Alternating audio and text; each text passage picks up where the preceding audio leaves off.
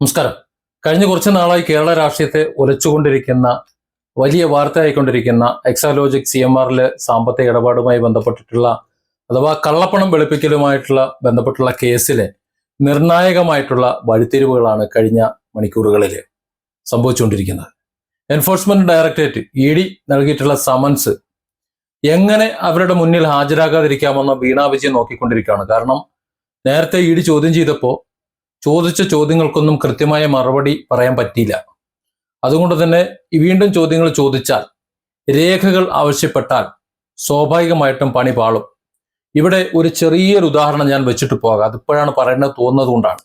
കുറച്ചു കാലം മുമ്പ് ഷാജൻ സ്കറിയ, മറുനാടൻ മലയാളി ഷാജൻ സ്കറിയ ED ഓഫീസിലേക്ക് ഒരു വലിയൊരു ട്രോളി ഭാഗം ഉന്തിക്കൊണ്ടുപോയത് വലിയ വാർത്തയാക്കിയതാണ് ഇവിടുത്തെ സഖാക്കൾ. സഖുക്കുട്ടികൾ എന്ന് നമ്മൾ പറയും, സഖൂട്ടികൾ എന്ന് വേണമെങ്കിൽ ഒന്ന് ചുരുക്കി പറയാം. എന്നാൽ അതേ EDയുടെ മുന്നിലേക്ക് അതുപോലെ ഒരു ട്രോളി ഭാഗം കൊണ്ട് പോകേണ്ട അവസ്ഥയാണ് അവരുടെ പ്രബുദ്ധനായിട്ടുള്ള നേതാവിന്റെ സഖാവ് പിണറായി വിജയന്റെ മകൾ വീണ വിജയൻ.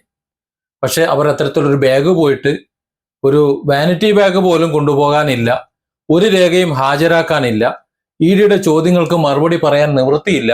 അതുകൊണ്ട് തന്നെ എന്തെങ്കിലും പാഴ്വേലകൾ പറഞ്ഞുകൊണ്ട് പോകാതിരിക്കാൻ പറ്റുമോ എന്ന് നോക്കുകയാണ്. EDയുടെ മുന്നിൽ ഹാജരാകാതിരിക്കാൻ വേണ്ടി വീണ വിജയൻ സ്വീകരിച്ചിട്ടുള്ള ചില നിലപാടുകളും അതിനെ പ്രതിരോധിക്കാൻ വേണ്ടി കേന്ദ്ര ഏജൻസി നടത്തുന്ന നീക്കങ്ങളും ഈ കേസിനെ കൂടുതൽ സങ്കീർണമായ തലത്തിലേക്ക് എത്തിച്ചുകൊണ്ടിരിക്കുകയാണ്.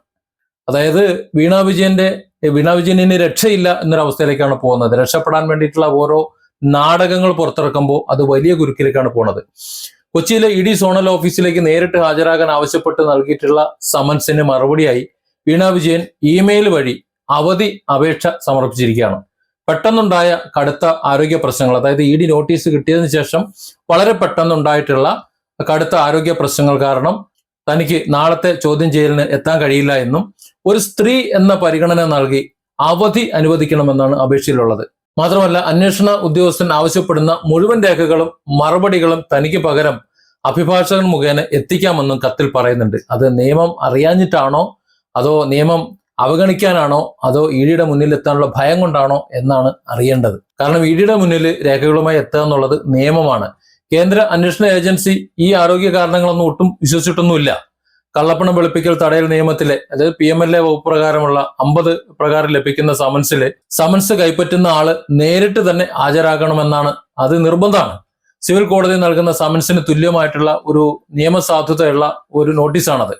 ഇത്തരം കേസുകളിൽ അന്വേഷണ ഉദ്യോഗസ്ഥർക്ക് മുന്നിൽ സത്യം ചെയ്യിച്ചാണ് മൊഴി രേഖപ്പെടുത്തുന്നത്. അതുകൊണ്ട് തന്നെ അഭിഭാഷകർ വഴി രേഖകൾ നൽകി ഒഴിഞ്ഞു മാറാൻ നിയമപരമായി വീണ വിജയന് സാധ്യമല്ല. EDയുടെ മുന്നിൽ ഹാജരാകാതെ രക്ഷപ്പെടാമെന്ന് വിചാരിക്കുകയും വേണ്ട. സാധാരണഗതിയിൽ മെഡിക്കൽ രേഖകൾ സഹിതം ഹാജരാക്കിയാലേ ED ഇത്തരം അപേക്ഷകൾ അംഗീകരിക്കാറുള്ളൂ. ഈ സാഹചര്യത്തിൽ താൽക്കാലികമായി ഒരു ദിവസത്തെ അവധി നൽകിയാൽ പോലും ശനിയാഴ്ചയോ അല്ലെങ്കിൽ വരും തിങ്കളാഴ്ചയോ പുതിയ സമൻസ് നൽകി വീണയെ വിളിപ്പിക്കാൻ EDക്ക് സാധിക്കും. കടുത്ത ആരോഗ്യ പ്രശ്നങ്ങൾ ഉണ്ടെങ്കിൽ തിരുവനന്തപുരത്തെ വീട്ടിലെത്തി ചോദ്യം ചെയ്യാനോ ആവശ്യമെങ്കിൽ അറസ്റ്റ് ഉൾപ്പെടെയുള്ള കടുത്ത നടപടിയിലേക്ക് നീങ്ങാനോ ഉള്ള അനുമതി ഡൽഹി ആസ്ഥാനത്ത് നിന്ന് കൊച്ചി ഓഫീസിലെ ED ഉദ്യോഗസ്ഥർക്ക് ലഭിച്ചിട്ടുണ്ട് എന്ന വിവരമാണ് പുറത്തു വരുന്നത്. അതായത് വേല ഇനി നടക്കില്ല, പണി പാലും വെള്ളത്തിൽ വരുന്നുണ്ട് എന്ന്. നേരത്തെ പിണറായി വിജയന്റെ വീട്ടിൽ നടന്ന പരിശോധനയ്ക്കിടയിൽ വീണ വിജയനിൽ നിന്ന് ED പ്രാഥമിക മൊഴി അന്ന് രേഖപ്പെടുത്തിയിരുന്നു. എന്നാൽ ഈ മൊഴികളും നിലവിൽ അന്വേഷണ ഏജൻസികൾ ശേഖരിച്ച ശാസ്ത്രീയ തെളിവുകളും തമ്മിൽ വലിയ പൊരുത്തക്കേടുകളാണ് ED കണ്ടെത്തിയിരിക്കുന്നത്. എക്സാലോജിക് കമ്പനി കരിമണൽ കമ്പനിക്ക് കമ്പ്യൂട്ടർ സോഫ്റ്റ്വെയർ സേവനങ്ങളും മറ്റു ഉപകരണങ്ങളും ഒക്കെ വാടകയ്ക്ക് നൽകിയതിനാണ് പണം കൈപ്പറ്റിയത് എന്നാണ് വീണയുടെ വാദം.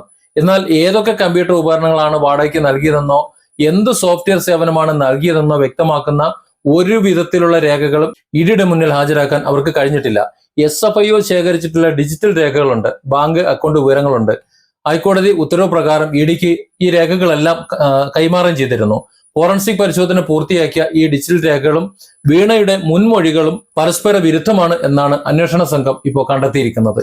ഇല്ലാത്ത ചെലവുകളുടെയും ഇല്ലാത്ത സേവനങ്ങളുടെയും പേര് പറഞ്ഞ് കള്ളപ്പണ ഇടപാടുകൾക്കാണ് അക്കൗണ്ട് ഉപയോഗിച്ചത് എന്നാണ് ഏജൻസിയുടെ പ്രാഥമികമായ കണ്ടെത്തൽ. അപ്പോൾ ഒരു കാര്യം വ്യക്തമാണ്, ഇല്ലാത്ത ചെലവുകളുടെയും ചെയ്യാത്ത സേവനങ്ങളുടെയും പേര് പറഞ്ഞ് കള്ളപ്പണ ഇടപാടുകൾക്കാണ് ഈ ബാങ്ക് അക്കൗണ്ടുകൾ ഉപയോഗിച്ചത് എന്ന് അന്വേഷണ ഏജൻസി ED പ്രാഥമികമായിട്ട് കണ്ടെത്തിയിട്ടുണ്ട്.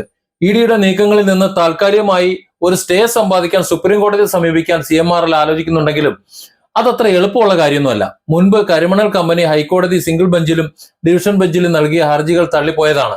ഒരേ വിഷയത്തിൽ 2 കോടതികൾ വിധി പറഞ്ഞ സാഹചര്യത്തിൽ വീണ നേരിട്ട് കോടതിയെ സമീപിച്ചാലും നിയമപരമായി അതിന് നിലനിൽപ്പ് സാധ്യത കുറവാണ്. കടുത്ത നിയമവ്യവസ്ഥകളുള്ള PMLA സെക്ഷൻ 45 അനുസരിച്ച് പ്രതി കുറ്റം ചെയ്തിട്ടില്ല എന്ന് പ്രഥമ ദൃഷ്ട്യാ കോടതിക്ക് ബോധ്യമായാൽ മാത്രമേ മുൻകൂർ ജാമ്യം അനുവദിക്കാറുള്ളൂ. മുൻകൂർ ജാമ്യാപേക്ഷയുമായി കോടതിയെ സമീപിച്ചാൽ അത് നിഷേധിക്കപ്പെടുന്ന ഘട്ടത്തിൽ തന്നെ അറസ്റ്റിലേക്ക് നീങ്ങാൻ ഇഡിക്ക് സാധിക്കും എന്നതിനാൽ വീണ മുൻകൂർ ജാമ്യത്തിന് ഇതുവരെ ശ്രമിച്ചിട്ടില്ല.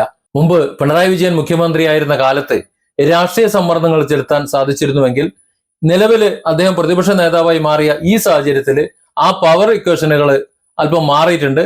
പാർട്ടിയിൽ പോലും ഏറെക്കുറെ ഒറ്റപ്പെട്ട നിലയിലാണ് ശ്രീ പിണറായി വിജയൻ.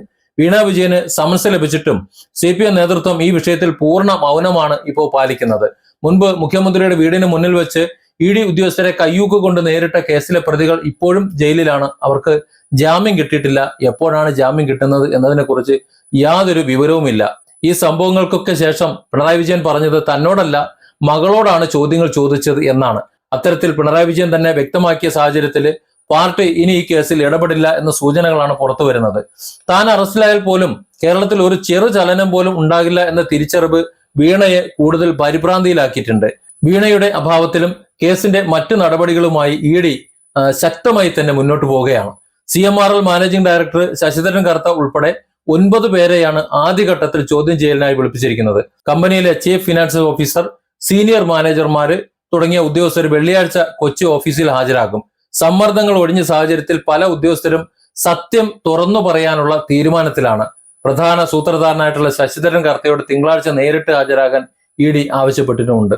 കൂടാതെ എക്സാലോജിക്കിന്റെയും CMRLന്റെയും ഒക്കെ അക്കൗണ്ടുകളിൽ നിന്ന് പണം ദുബായ് കേന്ദ്രീകരിച്ചിട്ടുള്ള വിദേശ അക്കൗണ്ടുകളിലേക്ക് പോയതായി EDക്ക് വിവരങ്ങളും ലഭിച്ചിട്ടുണ്ട്.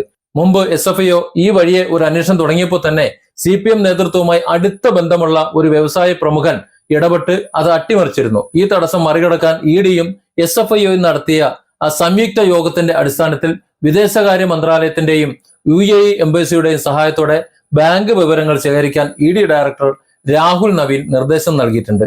ഇതിനായി ആദായ നികുതി വകുപ്പിന്റെ സൈബർ ഫോറൻസിക് ഓഡിറ്റിംഗ് വിദഗ്ധരുടെ സഹായവും തേടിയിട്ടുണ്ട്. വീണയ്ക്കും ശശിധരൻ കർത്തയ്ക്കും അവർ രണ്ടുപേർക്കും ബാങ്ക് ലോക്കറുകൾ ഇല്ല എന്നാണ് അവർ രണ്ടുപേരും ആ മൊഴി നൽകിയിട്ടുള്ളതെങ്കിലും 2 വർഷം മുമ്പ് വരെ ഇവർ ഉപയോഗിച്ചിരുന്ന 7 ബാങ്ക് ലോക്കറുകളുടെ ഫീസ് ഇപ്പോഴും ഇവരുമായി ബന്ധപ്പെട്ടവർ കൃത്യമായി ഒടുക്കുന്നുണ്ട് എന്ന വിവരം ED പുറത്തു കൊണ്ടുവന്നിട്ടുണ്ട്. ഇല്ലാത്ത ഒരു ലോക്കറിന് അവർ വല്ലാത്ത ഫീസ് കൊടുക്കേണ്ട ആവശ്യമില്ലല്ലോ. നിലവില് വീണ വിജയന്റെ എല്ലാ നീക്കങ്ങളും കേന്ദ്ര ഏജൻസികളുടെ കർശന നിരീക്ഷണത്തിലാണ്. ചോദ്യം ചെയ്യലിൽ നിന്ന് തൽക്കാലം രക്ഷപ്പെടാൻ കൂടുതൽ സമയം വാങ്ങി തടിയൂരാൻ ശ്രമിച്ചാലും സ്വത്ത് കണ്ടുകെട്ടൽ ഉൾപ്പെടെയുള്ള കടുത്ത നിയമ നടപടികളുമായി ED മുന്നോട്ട് പോകും എന്ന് ഉറപ്പാണ്. അങ്ങനെ വരുമ്പോൾ ഒരു വലിയ അപകടം മുന്നിൽ നിൽക്കുന്നുണ്ട്. കാരണം വീണ വിജയനെ സംബന്ധിച്ചിടത്തോളം അവർ എന്ത് സേവനം വാങ്ങിയിട്ടാണ്, അല്ലെങ്കിൽ എന്ത് സോഫ്റ്റ്വെയർ കൊടുത്തിട്ടാണ്, എന്ത് കമ്പ്യൂട്ടർ പാർട്സ് കൊടുത്തിട്ടാണ് ഈ പണം, എന്തിന് പകരമാണ് പണം കൊടുത്തത് എന്ന് അവർക്ക് തെളിയിക്കാൻ കഴിയാത്ത പക്ഷം, അല്ലെങ്കിൽ അതിന് കാര്യങ്ങൾ പറഞ്ഞു കൊടുക്കാൻ പറ്റാത്ത പക്ഷം, പിതാവിന് വേണ്ടി CMRL കർത്താക്ക് വേണ്ടി കാര്യങ്ങൾ ചെയ്തു കൊടുക്കാൻ, വഴിവിട്ട് കാര്യങ്ങൾ ചെയ്തു കൊടുക്കാൻ വേണ്ടി പിതാവിന് വേണ്ടി പണം തന്റെ ഒരു തട്ടിക്കൂട്ട് കമ്പനിയിലൂടെ വാങ്ങിയതാണ് എന്ന് വീണ വിജയനെ സമ്മതിക്കേണ്ടി വരും. അങ്ങനെ സംഭവിച്ചു കഴിഞ്ഞാൽ വീണ വിജയനെ അറസ്റ്റ് ചെയ്യുന്നതിനോടൊപ്പം തൊട്ടടുത്ത ദിവസം തന്നെ സഖാവ് പിണറായി വിജയനും അഴിക്കുള്ളിലായി എന്നും വരും. Different angles. Don't forget to subscribe and support this channel.